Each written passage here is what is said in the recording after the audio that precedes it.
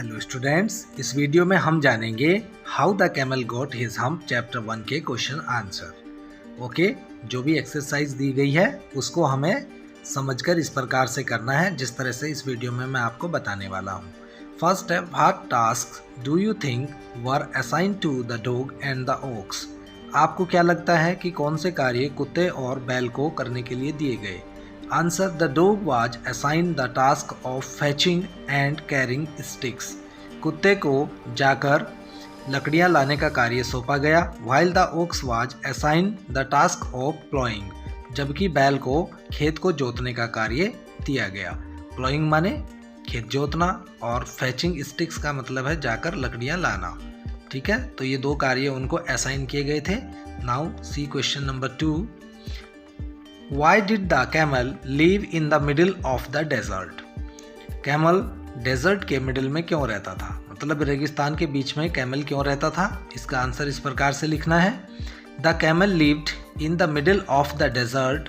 Camel रेगिस्तान के बीच में रहता था because it did not want to work, क्योंकि वो कार्य नहीं करना चाहता था।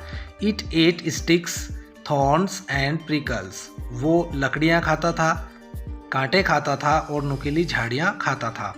And when anybody spoke to it, जब कोई उससे बात करता था, इट सेड, वो बोलता था हम्प एंड नथिंग मोर, और हम्प के सिवा वो कुछ नहीं कहता था।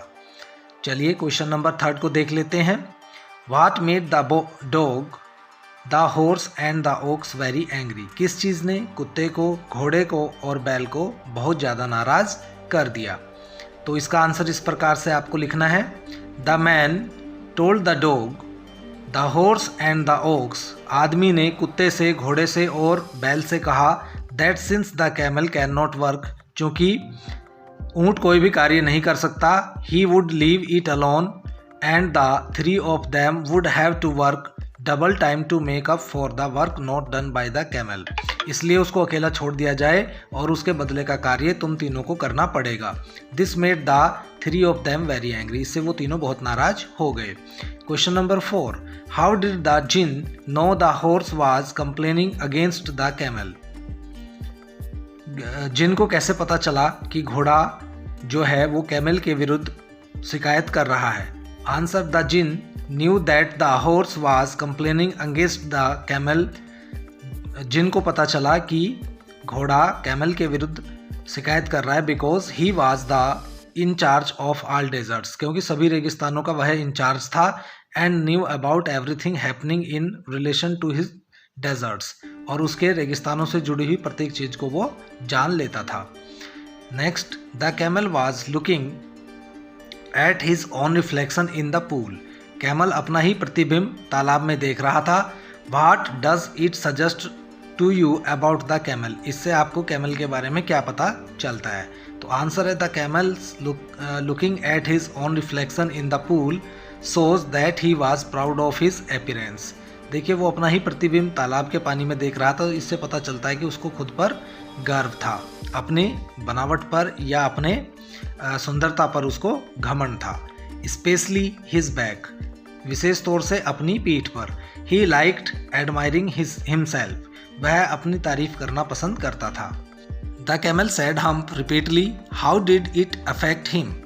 देखिए, वो बार बार हम्प कहता है, तो इससे उस पर क्या प्रभाव पड़ा। आंसर है, when the camel said hump repeatedly despite the jinn warning. जिन की चेतावनी के बाद भी कैमल बार बार हम्प कहता रहा। His back puffed up into a big hump, तो उसकी पीठ पर एक बड़ा कुबड़ उभर आया। ठीक है, इसका परिणाम ये हुआ। ओके, ये आपको समझ में आ गया। हाँ, तो ठीक है, इसी तरह से आपको सभी क्वेश्चन के आंसर लिखने हैं।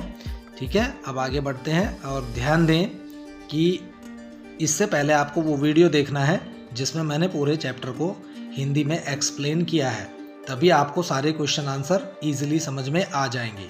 फिर आपको कुछ और करने की नीड नहीं होगी। ठीक है, नेक्स्ट क्वेश्चन देख लेते हैं।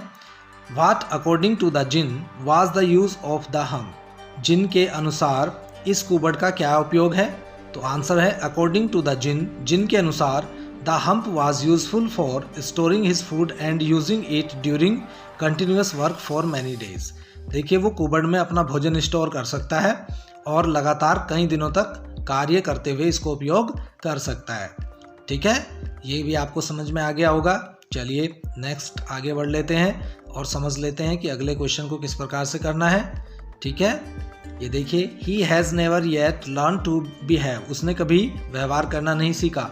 इन द लाइट ऑफ दिस, इसके बिहाफ पर, what is the writer's opinion about the camel, camel के बारे में राइटर्स की क्या ओपिनियन है, क्या राय है। तो आंसर है अकॉर्डिंग टू द राइटर के अनुसार the camel is still a very lazy animal, camel अभी भी बहुत सुस्त जानवर है। That is unwilling to work, वो कार्य करने की इच्छा नहीं रखता। After he got the hump, इसलिए उसको कुबड़ मिल गया। The djinn asked him to go out of the desert to help the other 3 animals, देखिए जिन ने उससे कहा कि इस रेगिस्तान से बाहर जाकर तीनों जानवरों की मदद करो। It seems that the camel still did not behave himself, इससे पता चलता है कि कैमल अभी भी अपने आप व्यवहार करना नहीं सीख पाया। And worked lazily in the desert itself, और बड़ी सुस्ती से रेगिस्तान में कार्य करता है। इट इज़ फॉर दिस, इसी कारण से, this reason that he was still unable to complete the pending work of those 3 missed days, जिन 3 दिनों तक उसने कार्य नहीं किया था तो उसके पेंडिंग वर्क को वो अभी तक भी कंप्लीट नहीं कर पाया है।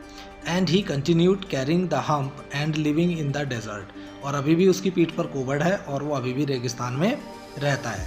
ठीक है, तो ये क्वेश्चन इस प्रकार से इसका आंसर आपको देना है। समझ लिया आपने, मैंने हिंदी में एक्सप्लेन कर दिया है। पूरे वीडियो को मैं हिंदी इंग्लिश में आपको इसलिए बताता हूँ जिससे कि आपको ये क्वेश्चन आंसर आसानी से समझ में आ सके। आपको इनको रटना नहीं है, इनको समझना है और समझ कर ही लिखना है। ठीक है, तो दोस्तों वीडियो कैसा लगा? अगर वीडियो आपको अच्छा लगा हो तो आप वीडियो को लाइक कर दीजिए। ठीक है, अपने दोस्तों के साथ जल्दी से शेयर कर दीजिए, और जो लोग चैनल पर नए हैं वो चैनल को सब्सक्राइब कर लें। फिर मिलते हैं आपको अगले वीडियो में, तब तक के लिए थैंक यू सो मच।